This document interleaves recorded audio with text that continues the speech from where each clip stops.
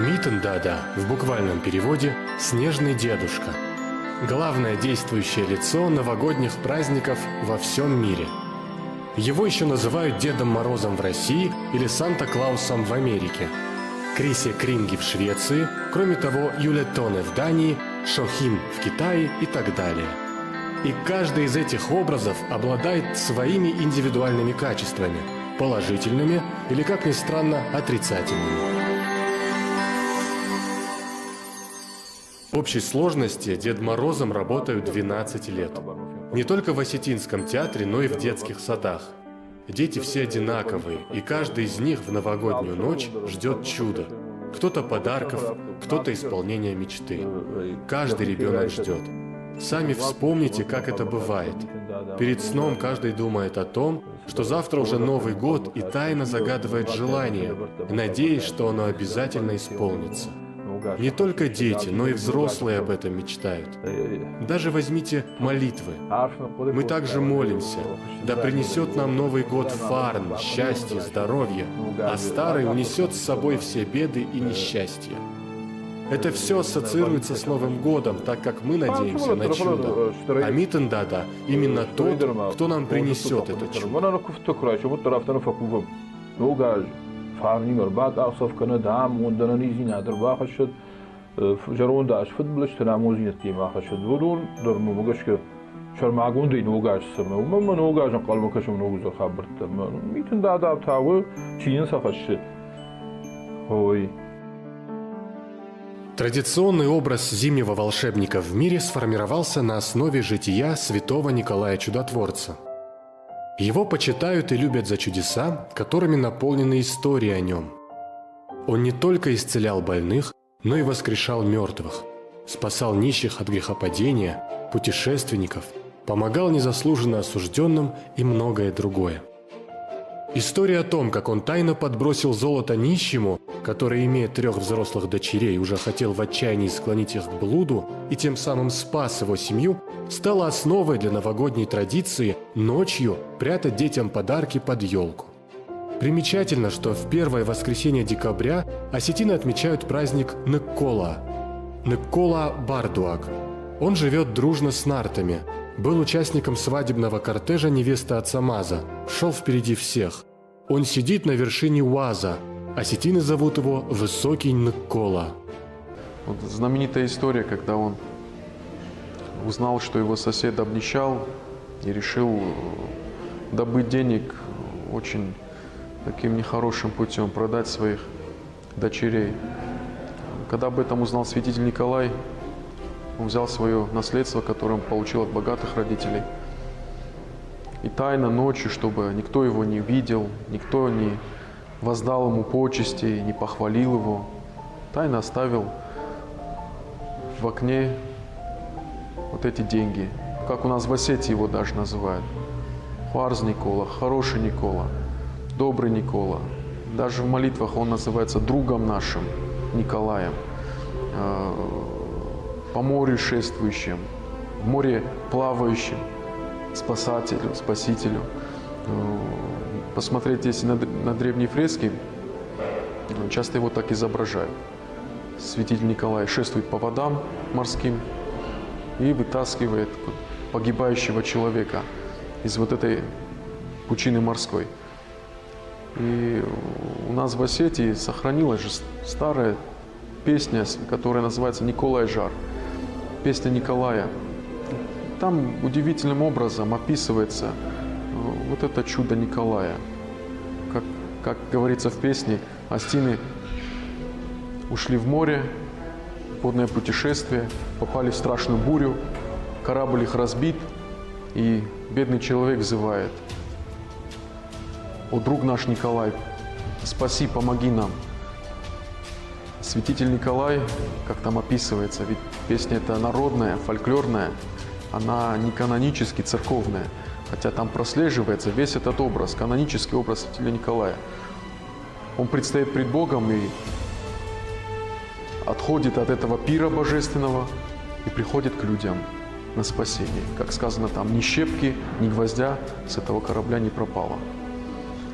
И с тех пор, там сказано, каждый год Астины устраивали в Дегорском ущелье пир в честь святителя Николая.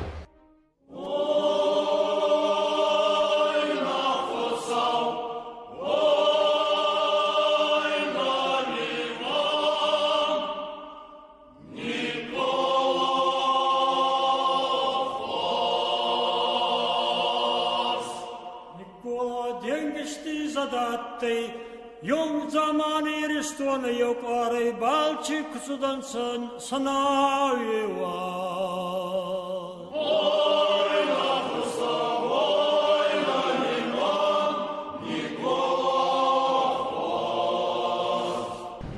Грядет Рождество Христово, перед которым христиане постятся, и каждый день, вот, предшествующий Светлому Христову Рождеству, Церковь напоминает нам, День мучеников совершается, сегодня день святого апостола Андрея, Екатерины, великомученицы. Вот сейчас будет День памяти святителя Николая, предшествующий опять Рождеству Христову. И их жития, они нам же о чем говорят? Что они совершали это Евангелие, они поверили Христу, и даже до смерти, преодолевая даже вот проблемы и препятствия этой жизни, которые могут стать перед человеком верующим. Вот святитель Николай, он ценен для христианской церкви только в этом, что вся его жизнь – это показатель не теоретический, а практически. Человек этим жил. И Господь в ответ на его жизнь отвечал вот этими чудесами. Опять-таки мы так его и называем – святитель Николай Чудотворец. В России Новый год приходился на сентябрь, но с 1700 года по указу Петра I празднование его на европейский манер перенесли на 1 января, и с тех пор дата утвердилась. В Осетии смена года отмечалась несколько по-другому и не сопровождалась столь большими празднествами, но с 1774 года, после присоединения Осетии к России, традиции встречи Нового года изменились коренным образом. Если раньше ни о какой елке, подарках и зимнем волшебнике и речи быть не могло, то теперь зеленая красавица стала неизменным украшением в каждом доме, а дети с нетерпением ждут прихода Митен-дада. Мы знаем с детства сказку о Снегурочке, мы знаем с детства сказку о Морозе, к которому попадает падчерица. Это настоящие фольклорные сказки. Речь пойдет об образе, который создан как бы искусственно и внедрен в культуру. Первоначально этот образ внедрен в русскую культуру, затем он перекочевывает в осетинскую культуру. Эту культуру нельзя назвать в полном смысле этого слова фольклорной, потому что она сконструирована уже в новом времени и продолжает конструироваться, потому что, как выясняется, образ Митен-дада, Деда Мороза осетинского, он не всем может нравиться своим внешним видом. Некоторым может казаться, что это калька с русского Деда Мороза, а нам хотелось бы чего-то национального.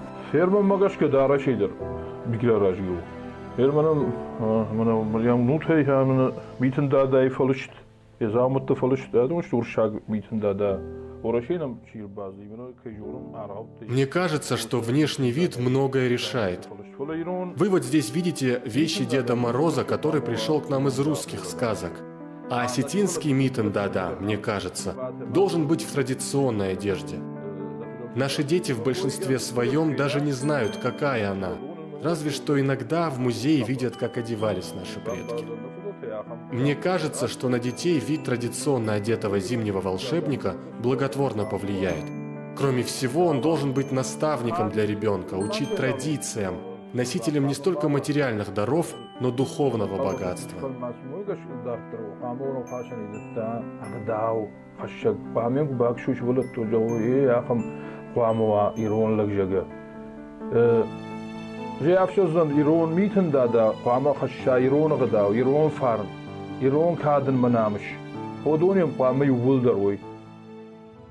Возникает вопрос, насколько актуален этот образ для народа? По мнению ученых, прямых аналогов привычному Деду Морозу в осетинском фольклоре не найдено. Однако сохранились некоторые данные в сказках и нардском эпосе о карающей замораживающей силе свыше. Например, бой Сослана с Мукарой, сыном Тара. Когда Сослан уже отчаялся победить Мукару, он пошел на хитрость и, взмолившись Богу, чтобы тот послал холод, который бывает за год, заманил его на середину моря, и тот был там скован льдом. Тем самым Сослан сумел одержать над ним победу. Кроме того, из поколения в поколение осетинский народ передавал рассказы о том, как на земле появилась зима. В осетинском фольклоре есть предание о Бурсамзеле. Вот это предание мы можем отнести к зимней мифологии, и оно необыкновенно красивое. Хочется прочитать один из хорошо зафиксированных текстов еще до революции. Текст записан неким Хахановым в селе Цхинвал Горийского уезда. А этот Хаханов являлся на тот момент воспитанником Закавказской учительской семинарии. В Тамаре выделяется просто роль жены ангела Бурсамзели, а ведает снегами покровитель мужчин. Предание о Бурсамзеле. Бурсамзели к себе наверх не пускает. Кто к нему идет, тому он ломает свечу. Бурсамзели ангел. Женой ему была Тамара Дедупар. Где-то во время странствия ему повстречался покровитель мужчин и дал ему ключи со словами: «И здесь было 5 комнат, и вот ключи. Если тебе понадобится, то открой 4 двери, 5-ю дверь не открывай». Он нарушает запрет, открыл эту 5-ю дверь, а там была поймана Бон-Варнон, звезда Венера. Когда дверь открылась, Бон-Варнон вылетела, очутилась на небе, и пошел снег. Дети были на улице, зашли в дом и говорят покровителю мужчин так: «Вон что-то белое падает, и мерзнут ноги». Покровитель мужчин пошел, сел на коня, погнал коня и исчез. Когда он доехал до Сгума, снег лошади был по колено, и это место он назвал Сгума.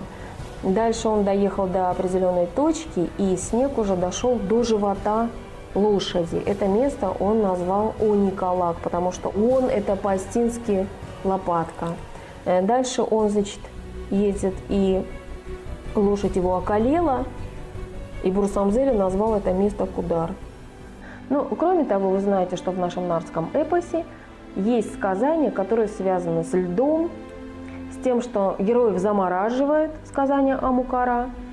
И это тоже ярко демонстрирует то, что в нашем фольклоре существует как летняя, весенняя, осенняя, так и зимняя мифология. Все это было необходимо нашему народу, чтобы осмыслять все события, которые происходили вокруг него. Таким образом, становится понятно, что Митен-Дада – это не Дед Мороз в его исконном виде.